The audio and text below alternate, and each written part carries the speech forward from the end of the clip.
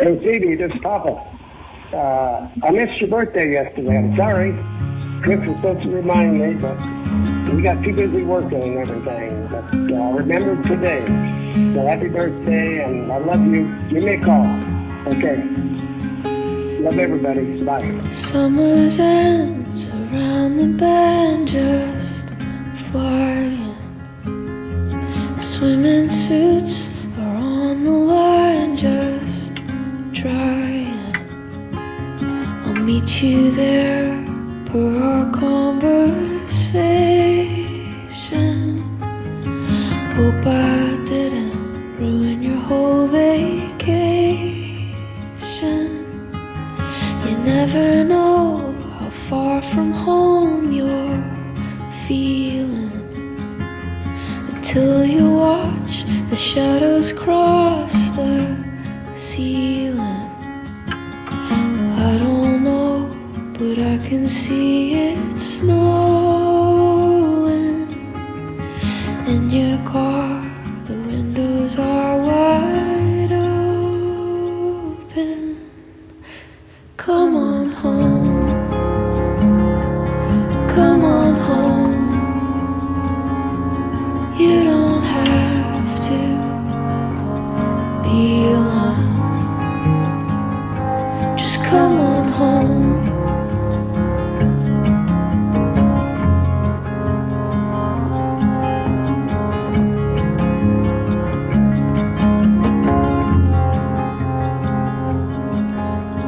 Valentine's breaks hearts and minds at random. That old Easter egg ain't got a leg to stand on. Well, I can see that you can't win for trying. And New Year's Eve is bound to leave you crying. Come on home, come on home. You don't have to be alone. Just come on home.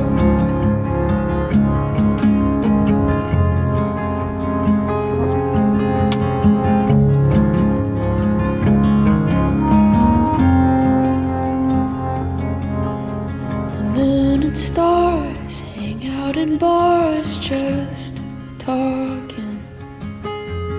I still love that picture of us walking, just like that old house we thought was haunted.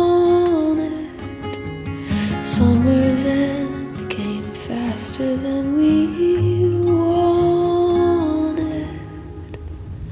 Come on home, come on home. No, you don't have to be alone. Just come on home, come on home. No, you don't have to be alone. Come on home.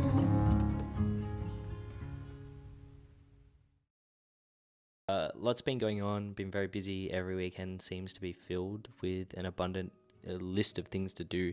And finally this weekend I've had a little bit of chill downtime. I had a really lovely morning. I woke up slowly and yeah, I need to read a little bit today. Last night I want to fill you in on something I read and sort of consumed last night. I've been falling into this obsession and this deep pit of Derek Jarman. Derek Jarman, if you don't already know, I feel like you have to just look him up.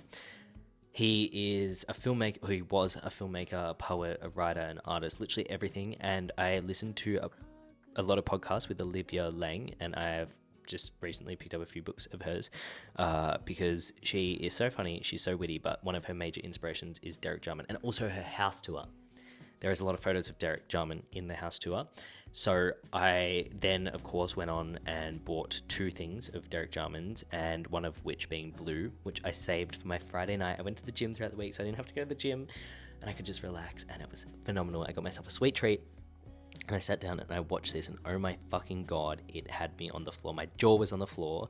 This was the last thing he ever made. He was bedridden, he was dying, and he produced this film, which is just a blue screen for an hour and a half, and it has this spoken word track over the top, and it is poetic. It's full of poems, and then just like paragraphs of everything you can imagine, and it follows him as he is going blind due to AIDS.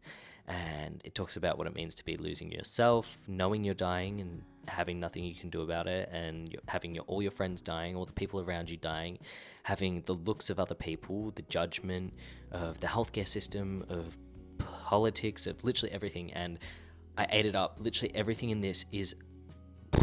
I feel like you just have to read it. So I read that. That was the first book of March, which I'm obsessed with, and I'm going to read Modern Nature next. Hopefully I can start this tomorrow. This is the journals of his last few years as he was building Prospect Cottage, which is a garden here and a cottage that wasn't meant to flourish in the hostile climate that he built it in. It has photos in it, looks really good. I love journal style things. Apparently there's a lot of gold nuggets, so I'm excited for that. And then I also plan on reading, well, I'm 2/3 of the way through Biography of X, and I'm going to try and finish this today. This is very new, very quirky. It's queer, and it's like nothing I've ever read before. This is a fictional biography written from the perspective of a grieving wife who is trying to uncover all the secrets of her wife's life. Her wife is an artist who lived very many lives and has a lot of secrets, and it follows her as she's uncovering those and coming to terms with it and grappling with the guilt of not knowing her wife completely, grappling with the guilt of the things her wife did. And yeah, it's really, really good. I can't recommend it more highly. Yeah, that's what's going on. Hopefully the rest of the afternoon is pretty chill. Yeah, that's about it.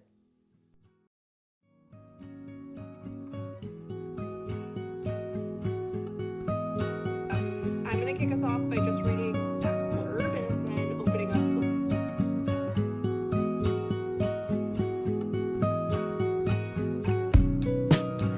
What's a movie with no ending?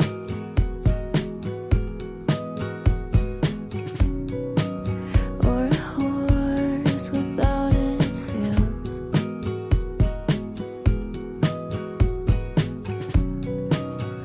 What's a car good for without an engine? Or these songs, if you don't want to hear them?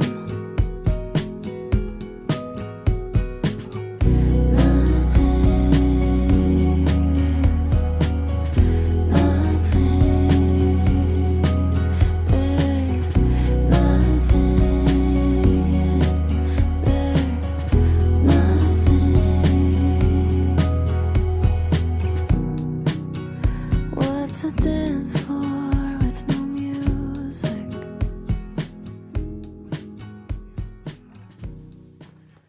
I've been reading Jarman this week, Modern Nature. I have literally been so slack with reading. I'm only up to June. I'm like 100 pages in, not even. And to be honest, I thought I would eat this up. I thought I'd love it. I'm just struggling a bit.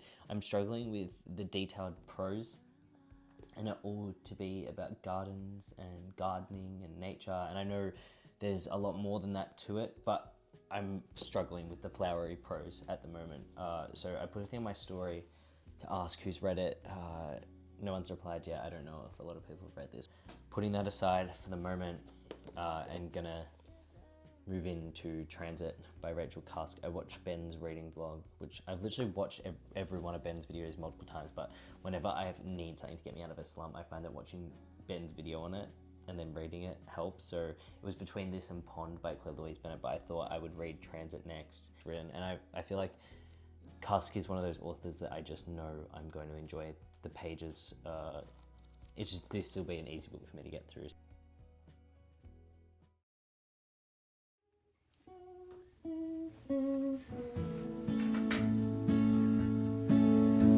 really strange. 2, 1, 2, 3, 4.